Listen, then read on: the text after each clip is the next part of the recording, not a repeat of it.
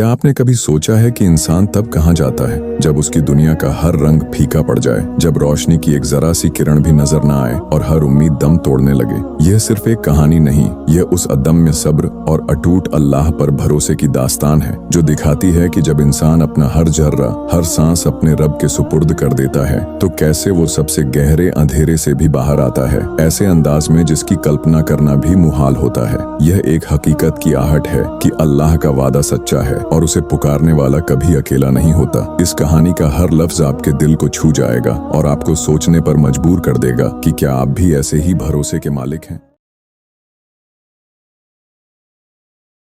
एक जवान दिल जिसमें पिता के सपनों को पूरा करने की आग धधक रही थी। उसके पिता का वो छोटा सा कपड़ा बुनने का कारखाना जो अब उनकी बढ़ती बीमारी के साथ साथ खुद भी दम तोड़ रहा था। अदनान के कंधे पर पूरे परिवार का बोझ था। पिता की दवाएं, छोटी बहन की शादी का अरमान और अपने परिवार को गरीबी के दलदल से बाहर निकालने का जुनून। उसने दिन को रात और रात को दिन बना दिया। अपनी जवानी, अपना सुख, सब कुछ उसने इस कारखाने की मिट्टी में मिला दिया। कर्ज लिया, नए धागे बुने और उम्मीदों के ताने बाने से एक खूबसूरत भविष्य का ख्वाब सजाया। कारोबार ने करवट ली। मशीनों की घरघराहट में अदनान को अपनी धड़कनें सुनाई देती थीं। पिता के चेहरे पर हल्की मुस्कान लौट आई थी। बहन की शादी की बातें होने लगी थीं। उसे लगा बस अब किनारा मिल गया। अल्लाह ने उसकी दुआएं सुन ली हैं। उसकी झार झार रोने की आवाज उस तक पहुंच गई है। पर किस्मत ने शायद कोई और ही खेल रच रखा था। एक काली रात जब पूरा शहर सुकून की नींद सो रहा था, अदनान के कारखाने में आग की लपटें नाच उठीं। उसने भागकर पहुंचने की कोशिश की पर तब तक सब कुछ राख हो चुका था। एक एक धागा, एक एक मशीन, उसकी हर उम्मीद। अदनान वहीं जलते हुए मलबे के सामने बेजान सा गिर पड़ा।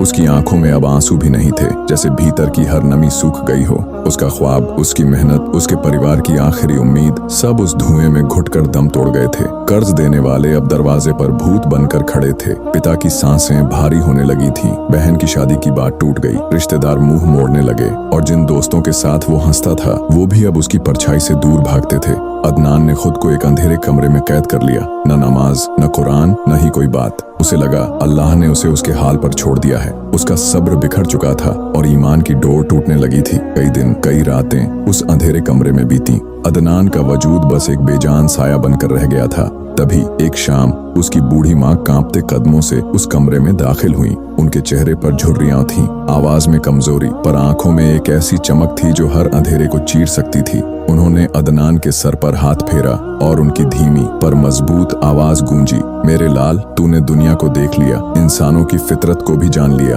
अब जरा अपने अल्लाह की तरफ देख, उसने तुझे कभी नहीं छोड़ा। जब तेरा सब्र जवाब देता है तो शैतान तेरे कानों में फुसफुसाता है। उठ मेरे बच्चे, वजू कर और अपने रब के सामने झुक जा। उसने कुरान में फरमाया है, फिन्ना मल उसरी युसरा, इन्ना मल उसरी युसरा। यकीनन मुश्किल के साथ आसानी है, यकीनन मुश्किल के साथ आसानी है। माँ के ये शब्द अदनान के कानों से होते हुए उसके सूखे हुए दिल में अमृत बनकर उतरे। उसकी आंखों से वो आंसू बह निकले जो कई दिनों से पत्थर बन चुके थे। उसने उठकर वजू किया और कई दिनों बाद उसकी आत्मा को मस्जिद में सुकून मिला। सजदे में गिरकर वह इतना रोया कि उसके आंसुओं से जमीन तर हो गई। उसने अपने गुनाहों की माफी मांगी, अपनी बेबसी अल्लाह के सामने रखी। उसे लगा जैसे उसके दिल का सदियों पुराना बोझ हल्का हो गया हो। एक अजीब सी शांति, एक बेपनाह इत्मीनान उसके वजूद में फैल गया। उस रात अदनान को सालों बाद ऐसी नींद आई जैसे बच्चा माँ की गोद में सोता है। सुबह वह एक नए अदनान के रूप में उठा। उसे नहीं पता था कि आगे क्या होगा, पर उसे यकीन था कि अल्लाह है और वो उसे कभी अकेला नहीं छोड़ेगा। यही अल्लाह पर उसका भरोसा था जो अब चट्टान सा मजबूत हो चुका था।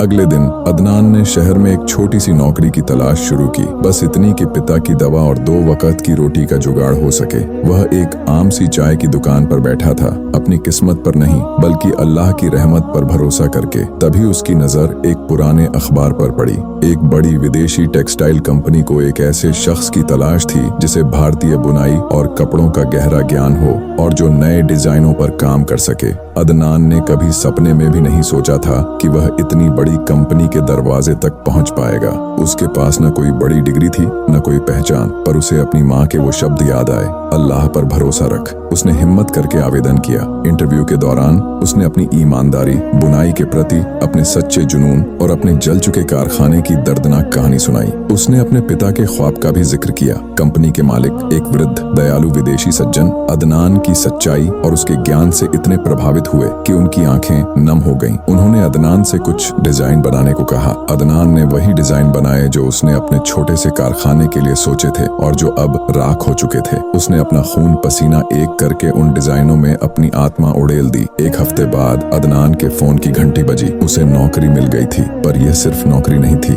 मालिक ने उसे बुलाया और कहा, तुम्हारी ईमानदारी और तुम्हारे सब्र ने मेरा दिल जीत लिया है बेटा। तुम्हारे जलते हुए कारखाने की कहानी सुनकर मुझे अफसोस हुआ। मैं तुम्हारे पिता के इलाज का पूरा खर्च उठाऊंगा और तुम्हारी बहन की शादी में भी मदद करूंगा। अल्लाह की मदद हमेशा उन लोगों के साथ होती है जो उस पर भरोसा रखते हैं। अदनान की आंखों में खुशी और कृतज्ञता के आंसू थे। उसने फौरन माँ को गले लगाया और दोनों ने मिलकर अल्लाह का बेपनाह शुक्रिया अदा किया। कुछ ही सालों में अदनान ने कंपनी में अपनी जगह बना ली। उसने अपने अद्भुत डिजाइनों से कंपनी को नई ऊंचाइयों पर पहुंचाया। उसने न सिर्फ अपने पिता को बेहतर इलाज दिलाया, बल्कि अपनी बहन की शादी भी ऐसे धूमधाम से की जिसकी उसने कभी कल्पना भी नहीं की थी। वह कभी नहीं भूला कि कैसे अल्लाह ने उसे तब सहारा दिया जब सारी दुनिया ने उससे मुंह मोड़ लिया था। यह कहानी हमें उस शाश्वत सत्य से रूबरू कराती है कि जब हम अपना सब्र नहीं खोते और अल्लाह पर अटूट भरोसा रखते हैं तो वह हमारे लिए ऐसे दरवाजे खोलता है जिनकी हम कल्पना भी नहीं कर सकते। उम्मीद टूटने पर भी उम्मीद की एक छोटी सी लौ जलाए रखना और सबसे गहरी मुश्किलों में भी अपने रब की रहमत पर यकीन रखना, यही ईमान की असली ताकत है और यही हर आजमाइश से निकलने की अकेली राह है।